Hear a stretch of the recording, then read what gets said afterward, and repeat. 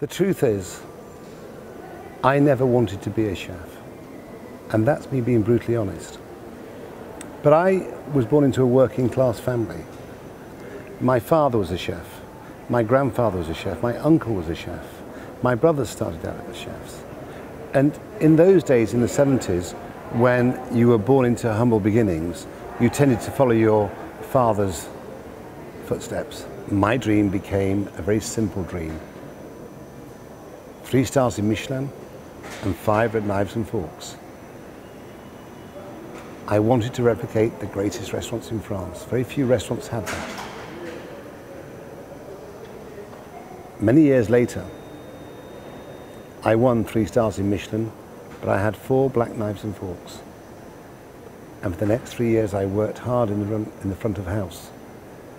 And in the 1998 guide, we won 3 stars with 5 red knives and forks.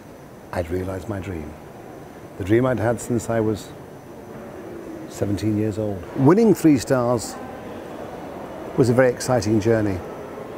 And maybe the most exciting journey of any young chef's life. And at the time I didn't realize, but they were just stepping stones to me discovering myself as a person. I don't need those stars to be Marco anymore. When I was young, they were me. They were my personality. That was my foundation. And I don't like the label of being classed as a celebrity chef. Because in my opinion, celebrities tend to be celebrities because of their personality, because of their ability to project on screen. I'm not very good at projecting on screen. I'm just a cook. I'm not a celebrity. And most chefs on TV have never won 3 stars in Michelin, never mind winning 1 star. So they're there for their personalities, not for their abilities as a cook. Do I have a favorite food memory? Yeah. I have a lot with my mother. When I was young. When one of the most magical moments was when I was a boy in Italy, watching them harvest the figs. And this farmer brought my mother some figs. I remember my mother tearing one open and watching them bleed their milk and visualizing that pink filling. And then my mother giving it to me, and I liked the taste, but I didn't like the stickiness of the milk of the figs. I didn't like the texture in my hands. And then, when I cast my mind back, my mother's favorite biscuit were fig rolls, which are today my favorite biscuit.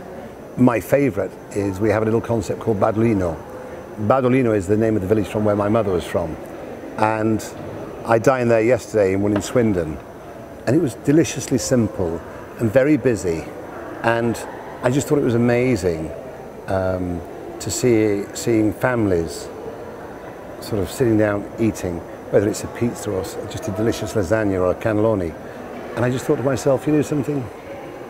I'm much happier doing that, making food accessible within nice environments and enriching people's lives, rather than cooking at that 3-star level where you cook for strangers. A story is way more important than a recipe.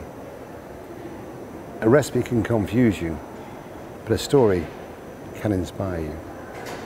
And that's what life's all about, is stories. Because it's those stories which inspire us to go and achieve what we have to achieve in life. It's those stories that make us dream. And success is born out of dreams. Look at food for what it is, not for what you want it to be. Let's not forget Mother Nature. She's the true artist. We're just the cooks.